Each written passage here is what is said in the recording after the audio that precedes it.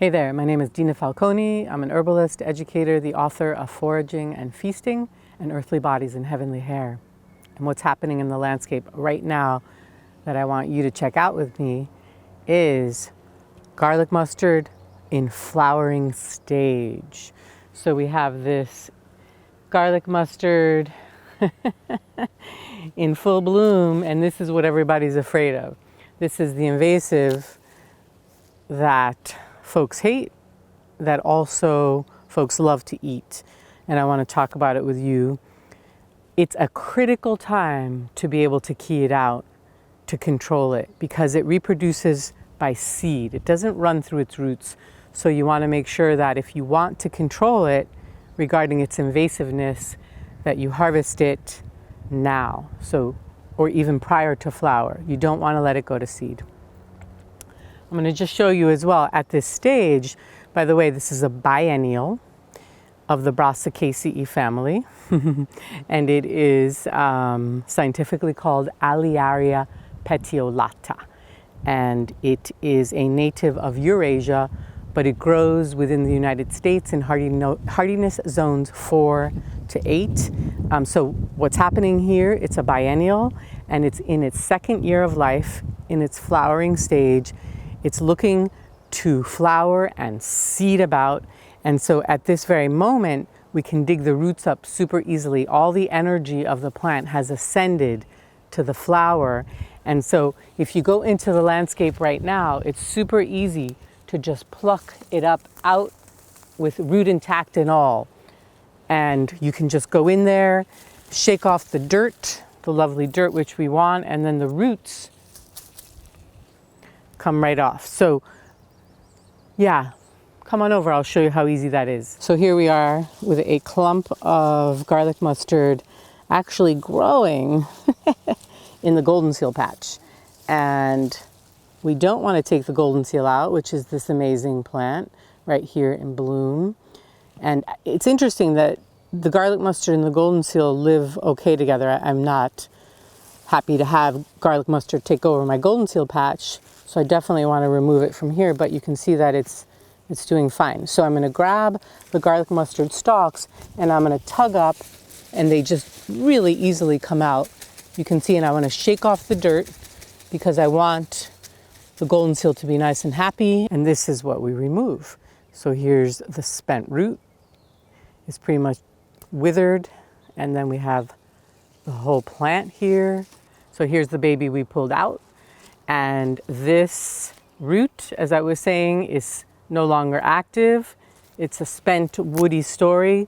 And up here, we have food that we want to harvest. And we're going to get into how to harvesting that.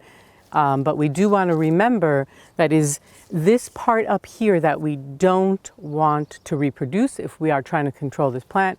But it is what we want actually to eat. And so what I do is go around and pluck off the tender tips of tender stalk, tender flowering top, all the leaves, and all of this. I just go through it.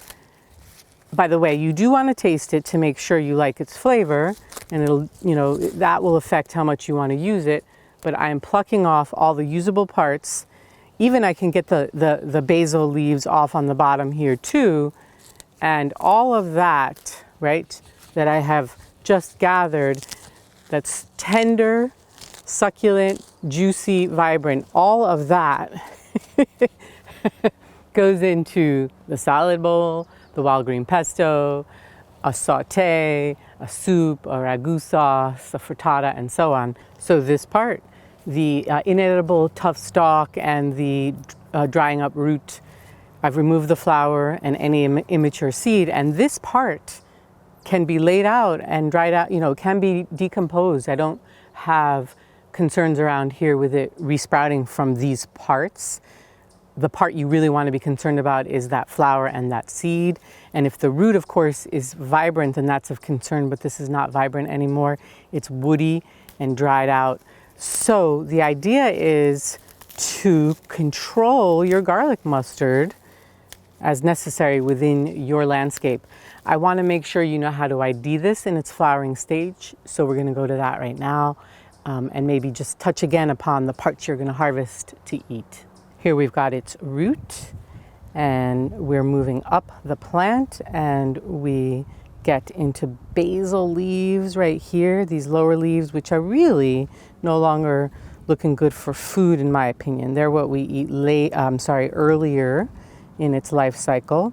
And we keep moving up the plant, and we have the main stem right here, the main stem.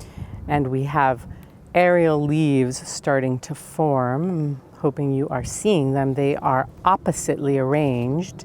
So we have opposite leaf arrangement, long petioles on these aerial leaves. And I'm going to actually pluck one of these leaves so you can see what's going on with its shape as it emerges out from basal rosette.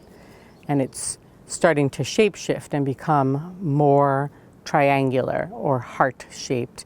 And now I'm going to keep moving up the plant, moving the plant up, and I'm going to pluck one of these higher up so you get a sense of the leaf morphology. This is a much higher aerial leaf, so you can see that. And I hope you are seeing from down. I want you to see down so you can really see the shapes. And the leaf shape really gets triangular here. It really gets deltoid, and these leaf margins are very beautifully irregularly toothed at this point when you get higher up, and this leaf stalk shrinks back. And then if we continue to move up the stalk and we pluck off this tip, this aerial tip, what happens, I want you to be able to really see these flowers, and these premature seed pods, immature seed pods. So I want you to get a little closer. And here we have the 4-petaled flowers of garlic mustard. They are white petals in the shape of an X or a cross. The cruciferous or the Brassicaceae family flowers share that pattern. And if you let your eye move over to these elongating strands, they're actually the beginnings of garlic mustard's seed pod. These calyx will grow and grow and grow and have many of the seeds that will create the garlic mustard colonies that people may need to control. Let's remember that we want to smell, and if it's safe, we want to taste a plant to make sure we have the right one. And when you're dealing with garlic mustard, you want it to smell garlicky, mustardy, a little oniony. That's what's happening in there. And when you nibble it,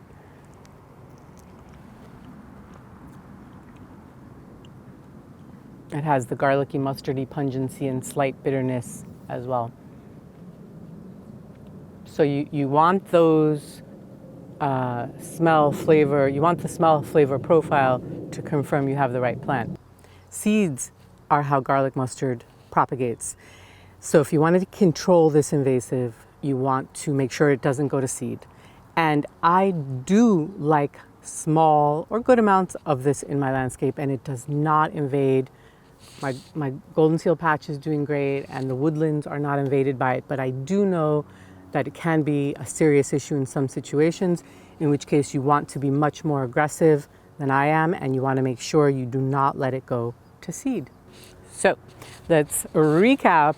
What you're going to do is look for garlic mustard blooming white out there in the landscape, and you want to grab it from its root, pull it fully out, right? So you're just going to go in there, grab the stalks, and then I encourage you also to eat this vitamin C rich, beta carotene rich vegetable, and you do so by making sure that you pluck off the tender parts, all the flowering parts, all the seeds that might be in all the little immature seeds forming. You want to pluck that, and then all the leaves even that taste tasty to you, you are going to be plucking. And again, so the idea is to control your garlic mustard and to actually eat it and enjoy it. So If you like this, don't do that, by the way.